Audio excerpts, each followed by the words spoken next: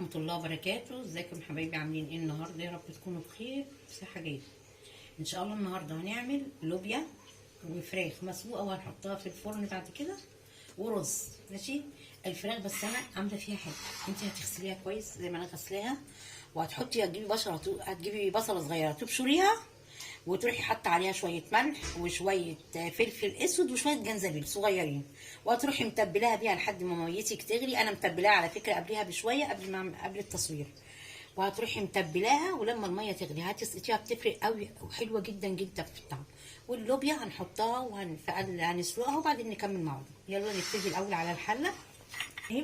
محضره طماطمايه، طماطميتي ورق لورو، حبهان اهو، وبصلايه. ماشي. دول اساسي بس انا بحطهم مع ميه السلق. بسم الله الرحمن الرحيم. اهي متبله وجميله عشان تبقى من جوه كده ليها طعم. ماشي. بسم الله الرحمن الرحيم. بسم الله. الفراخ هنخش بقى على اللوبيا عشان نسلقها. ماشي. اهي هطلعها من الميه اللي حطيها، تسلقيها جامد، تغسليها جدا جدا. ها معلش، عفوا، تغسليها قوي قوي قوي، تغسليها مره واثنين وثلاثه وتغيري لها الميه زي ما انا بغير كده. اهي تسلقي اللوبيا وبعدين ايه تتسلق اللوبيا ونكمل مع بعضين ان شاء الله. دلوقتي بقى انا سلقت اللوبيا وهو بعمل الصلصه بتاعتها.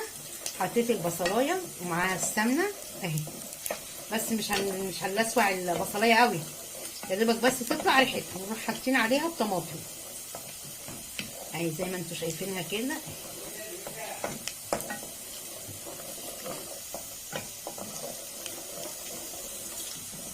واروح ايه حاطه الطماطم اهي عليها.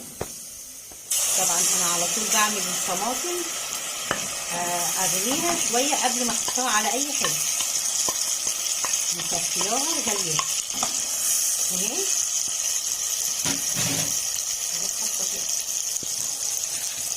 بحط فيها مكعبين ماجي وما بحدقش اي حاجه تاني خالص، عشان البقوليات بتحدق بسرعه زي السبانخ.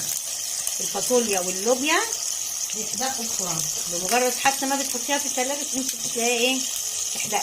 احنا بنحط فيه، انا عملت اهو الصلصه وخلاص اهي. انا هحطها بقى كده اهو. يلا. واللي دي انا طلعتها هنعمل كده كمان. سبحان الله. وهنا بقى انا عامله صلصه بوريه وعليها فلفل اسود وعليها شويه زيت وشويه ملح، وهنعمل كده. ماشي عشان تتحمر. استني يا منى، عايزه اجيب الفرشه بقى كده واحطها في الفرن ان شاء الله. ماشي. ونعمل بقى شويه الرز. يلا شوف كده بقى انا عملت بتاع ايه. هحط اللوبيا. لازم اول ما تطلعيها من الميه تروحي غسلاها. ماشي، ما تحطهاش كده. كده حلوه جدا. استني انت بتصوري؟ بصور.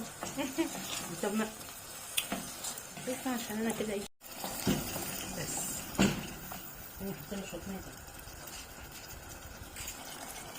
نعمل بقى الرز وخلاص على كده.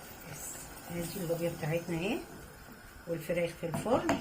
وهنعمل بقى الرز. الرز عملناه مع بعضنا كتير يعني. الوجبه بتاعتنا النهارده اللوبيا والرز والفراخ. الفراخ التحفه. طبعا ده اكلنا النهارده يا جماعه. ما تنسوش بقى الشير واللايك والتعليقات والحاجات الجميله دي، ما بشوفهاش طبعا، وعشان يوصلكم كل جديد من مطبخ ام امي.